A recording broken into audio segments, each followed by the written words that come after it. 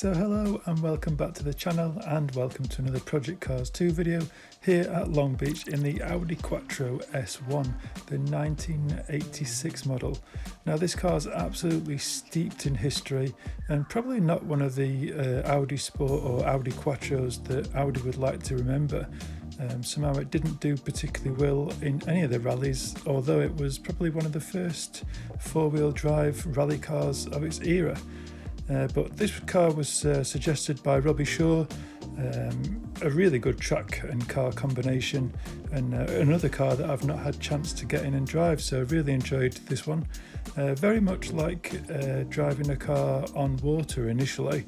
It doesn't half lurch around and bobs up and down during acceleration, so there's quite a few areas that we needed to iron out during this setup. So let's get into it. Let's have a look at the lap around the circuit, and then we'll delve into the setup, and we'll try and learn a little bit through the process of how I went around getting this car down to a 124 lap. So yeah, let's get into it.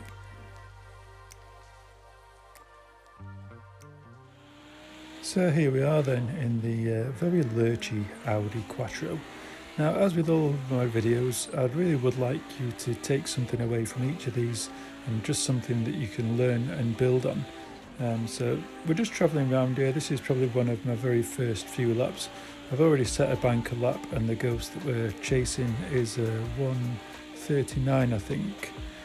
So we're just getting to grips with the car, and you just see it's got such a huge lurch forward under braking. The rear end's coming round quite a bit during corner entry. Through this section, it doesn't seem too bad.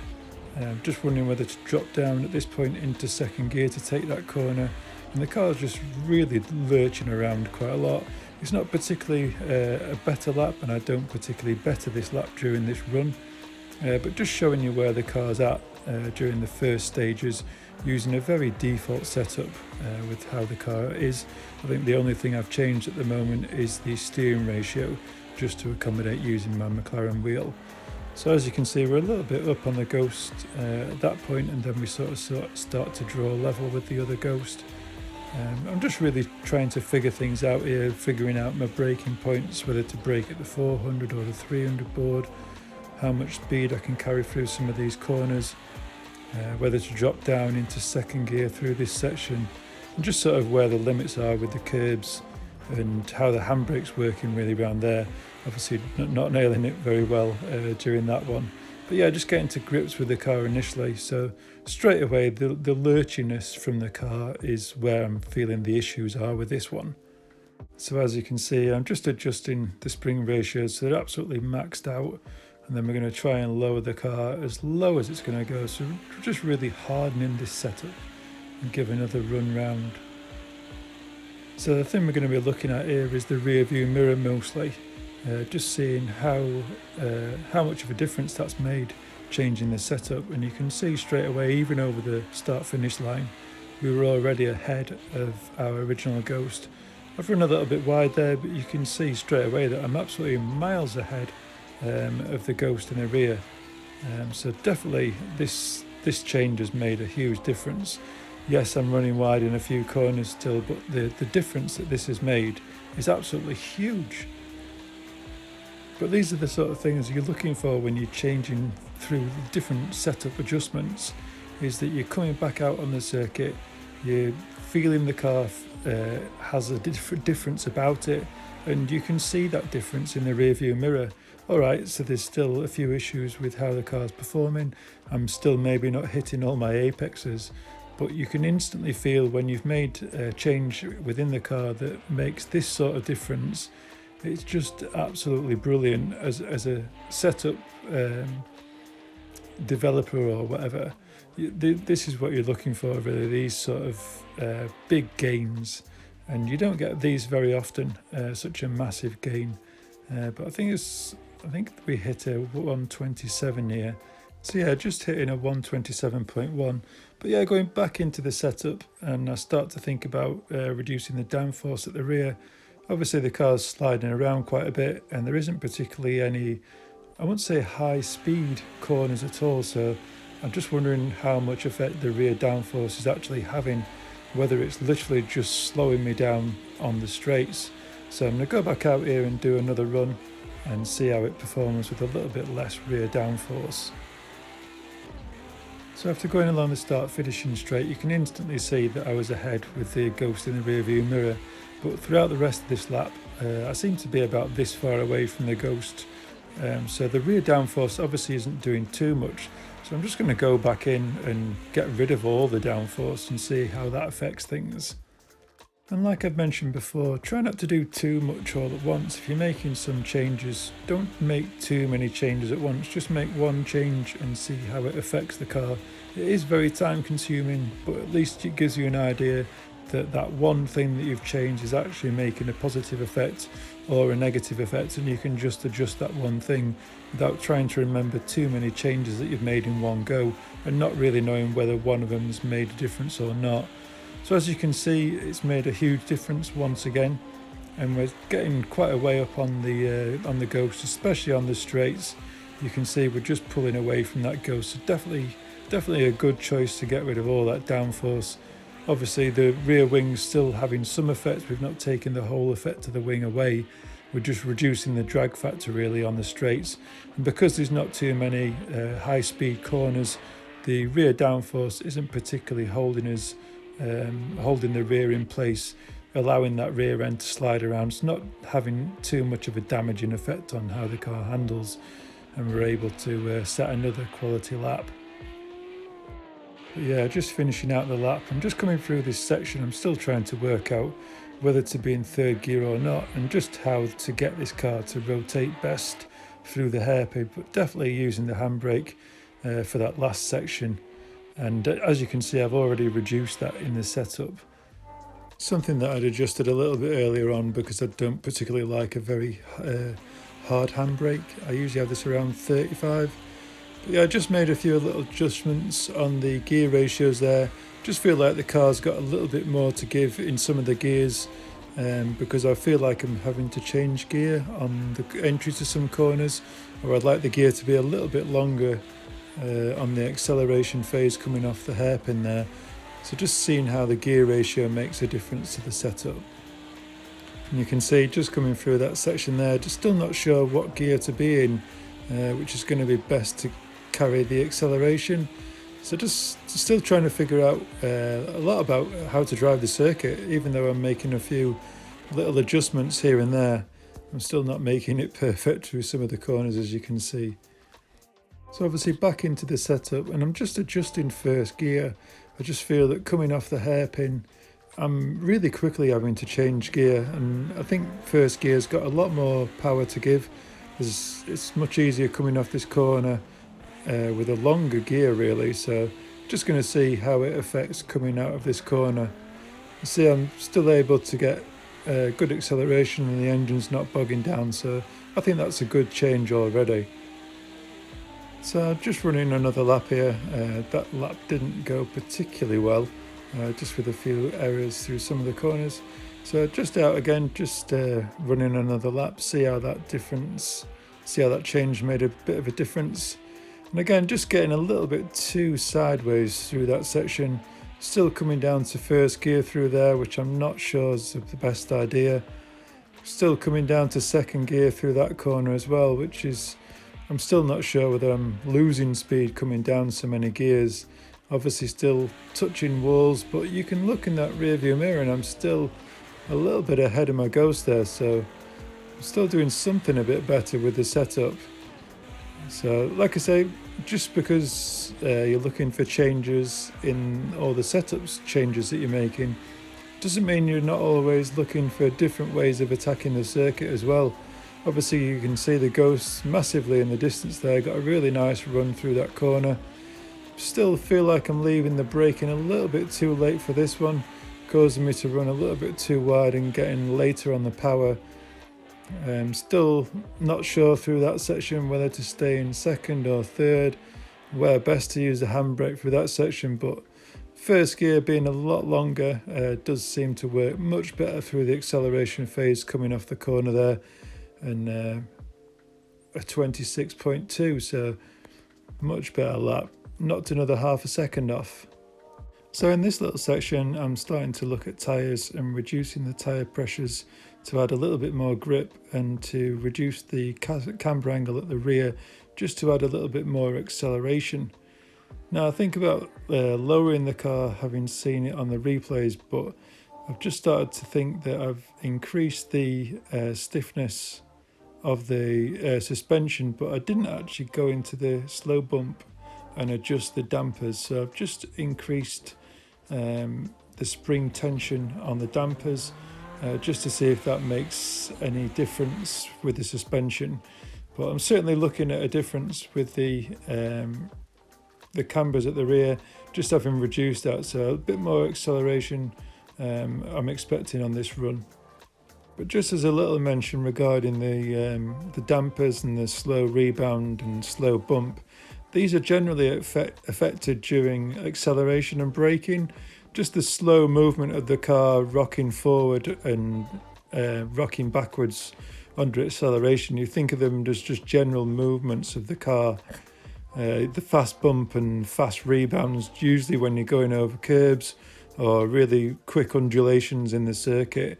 So I'm looking for the car to be a little bit more planted through stiffening the slow bump and slow rebound. Still loving the little backfiring as you come through that section there with it just off throttle. I wish that was a lot louder. I might have to have a look at the audio settings to see if I can get some of those effects a bit louder. Really nice little effects on the exhausts. But yeah, just finishing out this run during this little corner here, and not really seeing any difference with the Ghost in the rearview mirror, so any effects that don't particularly have any difference on how your car performs generally aren't good effects. So I'll certainly go back and change just to soften those out a little bit. It didn't particularly, it sort of felt a little bit harder. It felt like the car was skipping a little bit, and maybe the softer suspension, softer dampening feels a little bit better in the car. So just going back in and making a few adjustments, seeing how that affects the car again on the run out. So after finishing that run out and having another flying lap, just getting to grips with that last corner a little bit better, and managed to finish just another 0.2 faster than the last lap, but the suspension feels much better throughout that run.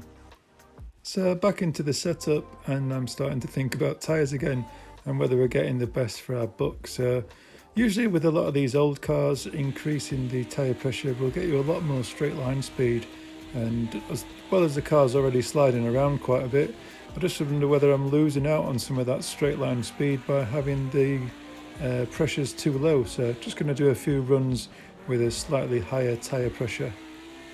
You can see also coming through that section there, I've decided to stay in second gear rather than dropping down to first, which works much better. Also coming through this section, I'm still not sure whether to carry third gear, but the car seems to be working much better. You can see the ghosts in the rear view mirror, which is where we like to see it.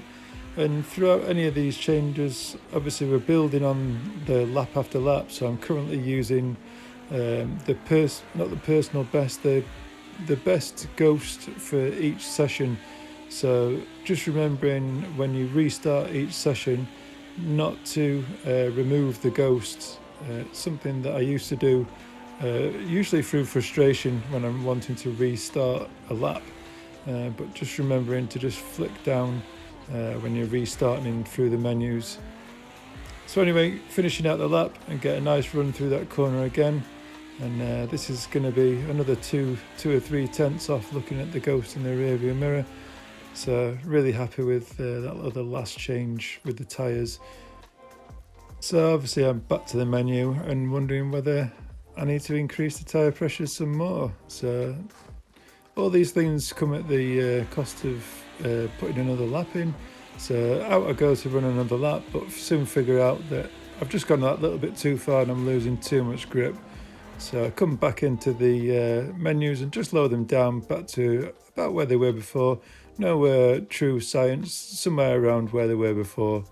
And while I'm in there, I thought I might as well see how much I can reduce the rear camber angles by. So just get rid of those altogether and do another run. So instantly, having gone through turn 1 and just through the little kink there, just feels like the rear end is sliding too much and I'm not getting any grip really through any of the slides. Straight back in there and get some of that rear camber back on, but I'm not going to go all the way back up to 1. I think I'll stick around 0.5. And looking at other adjustments, just a few adjustments on the radiator.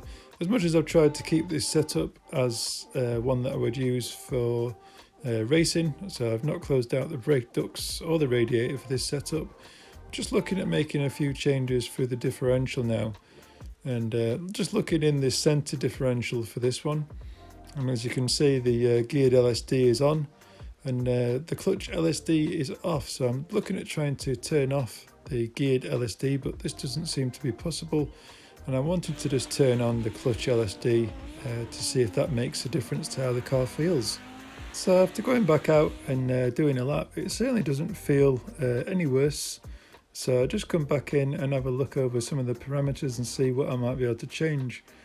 Now looking at the setup, just turn that back on again, and I'm looking at the viscous lock and I noticed it was around the 200 mark. So I'm just trying to increase this to 400 initially, just to see if it tries to reduce that corner entry oversteer that I feel like I'm getting still. And I'm just wondering whether this is something that's really going to help. So just heading back out and seeing how this progresses. And as you can see, we're partway around through the lap already.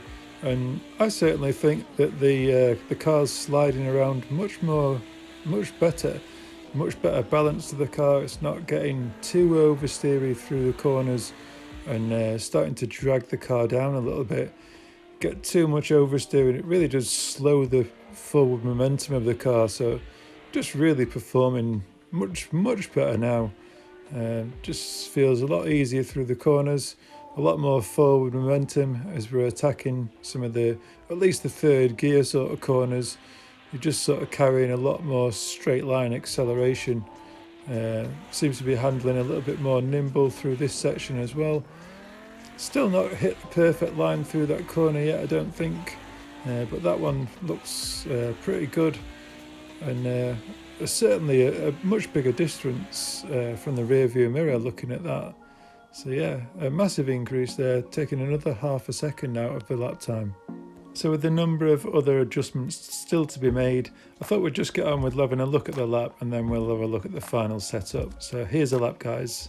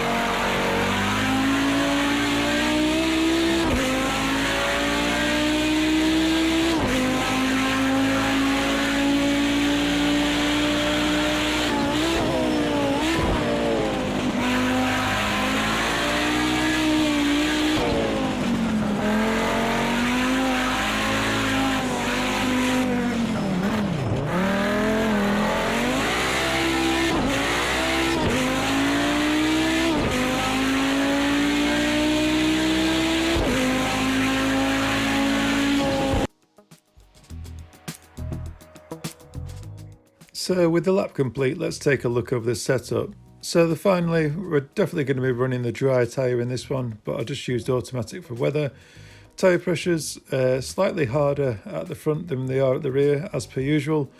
And then moving on to the brake pressures, it's going to be something you're going to decide yourself really, depending on what sort of pedals you use or whether you're even using a controller.